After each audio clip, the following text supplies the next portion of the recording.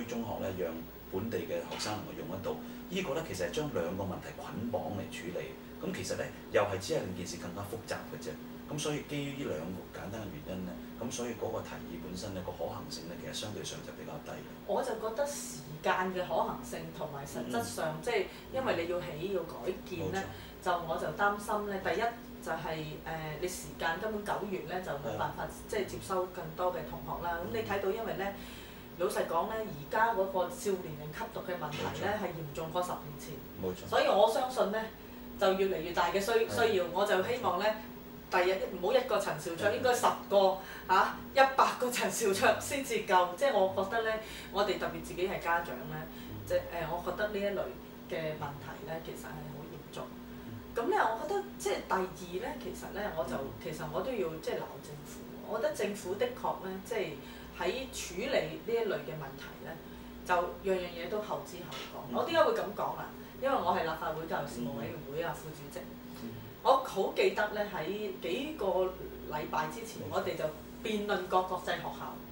咁政府主動咧就撥咗幾笪好靚嘅地咧，就興建國際學校，就話因為有國際學校嘅嗰啲家眷同埋啲細路嘅需要。咁嗰陣時我哋辯論嘅原因咧就係話，即係其實咧外籍嘅學生根本未必用得晒，其實就會俾咗可能係啲公務員啊或者嗰啲咧就去用咗啦咁。咁咧就其實怪唔係怪嗰啲公務員，而係咧怪政府喺規劃呢一個嘅教育政策嗰度咧，完全即係計數又計錯啊！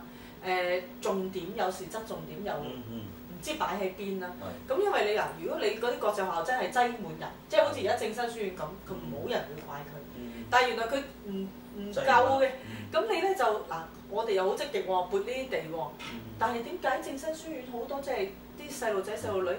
全部係我哋自己啲仔女，全部香港人咧係根本已經係 in great need， 好需要嘅，從來冇話主動撥笪地俾你咧咁我覺得即係呢個問題咧，我真係覺得政府咧其實咧就係刻不容緩，即係呢一次點解我哋就支持？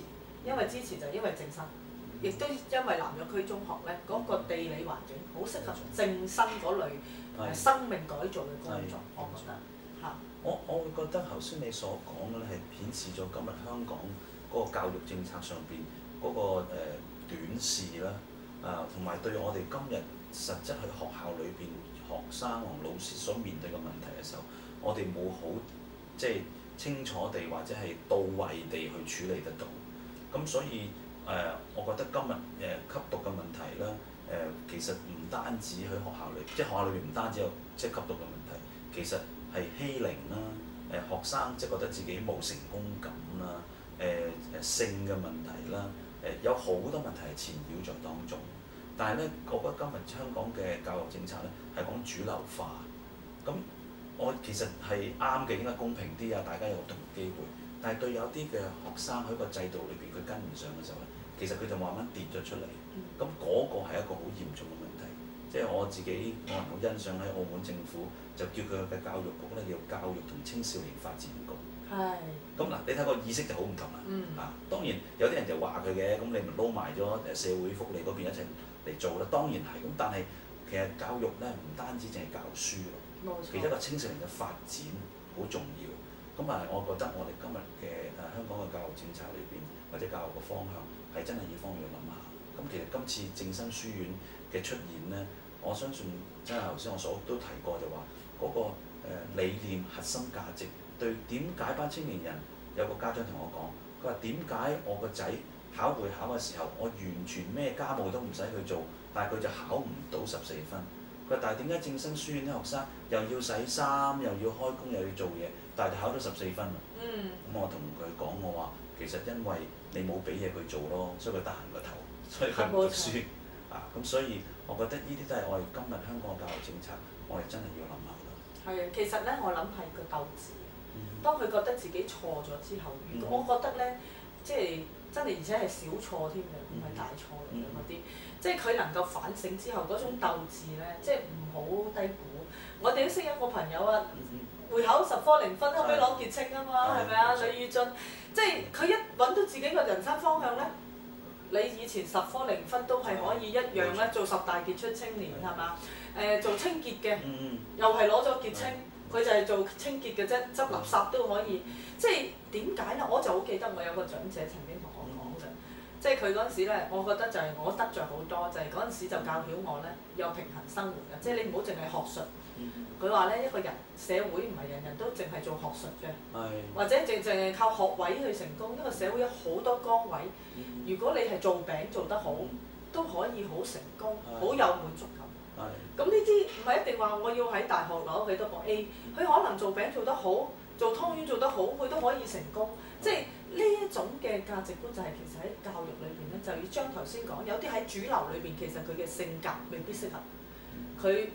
好似篩咗出嚟，但係如果你俾佢另外一個機會，有啲人點解話做化妝師咁又好成功？佢係即係社會如果係 recognize 去承認呢類嘅工作咧，即係我覺得咧香港嘅社會嗰個年青人就冇咁即係失落啊，冇好似乜嘢都冇咁。咁我記得去歐洲就係佢哋而家做3行啲人收入好高㗎嚇，因為又冇人做嘛，個個都去做文職。即係如果我哋係可以鼓勵到，其實年青人去唔同嘅 talent，去係好努力咁發展咧。正生書院培養出嚟嘅，可能第日喺各行各業可以一樣係一個好好嘅人才。咁我覺得其實呢種鬥志先至係重要嘅。我相信一方面就係我鬥咗用另一個形容添咧，即係令大家加深認識嘅，其實係個動機。冇錯。即係佢個動機嘅時候有。加上如果佢人格上係有培訓，即係咁嘅人，我覺得佢一定會走出頭來。即係我冇話成唔成功，成功係一個社會上嘅量度啊，揾幾多錢。但我相信佢一定會有佢快樂嘅人生，有佢好清楚嘅人生。佢起碼生活有滿足感。係啊，所以我覺得呢個係今日我哋諗嘅時候，係我哋嘅下一代，我哋所接受嘅教育應該係咩方向咧？我仲想有一點我想表達就係有啲朋友就會諗法，讀得書嗰啲繼續讀書啦，讀唔到書梗要搞啲另類嘅嘢俾佢啦。我個人係唔同意嘅，點解咧？我覺得讀得書嘅人咧，其實你唔教佢，佢自己會讀書嘅。但係其實佢應該更加攞多啲時間咧，多啲生活嘅體驗。冇錯。咁所以可能佢未必真係好似嗰個人咁叻做麵包咁叻，但係佢讀得書咁叻，佢識下麵包咧，可能佢將來更加能夠成熟一個人，一個更完美嘅人。其實應該咁叫教育啊嘛，而唔係話呢班讀得書啊 A 啦，繼續攞多啲 A 啦，呢啲唔得啊，唔得啊，搞啲活動俾你啦，學下救生員啦。我覺得呢種係一種歧視嚟。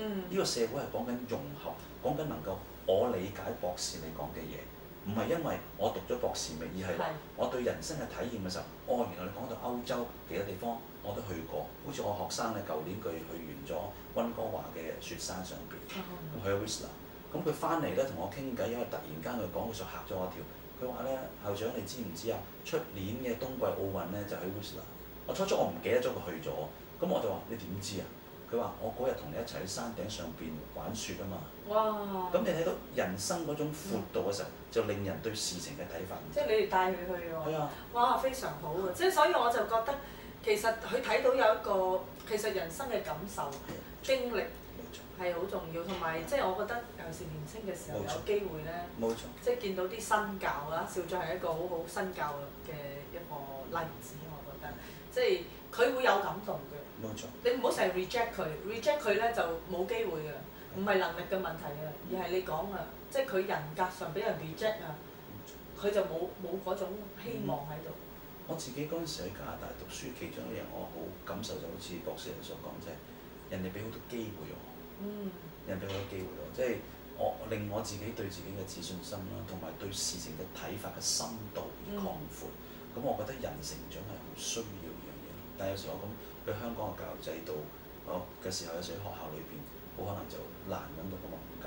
但我希望我相信將來越嚟越我哋多一啲人了解嘅時候，我哋青年人應該有好多空間。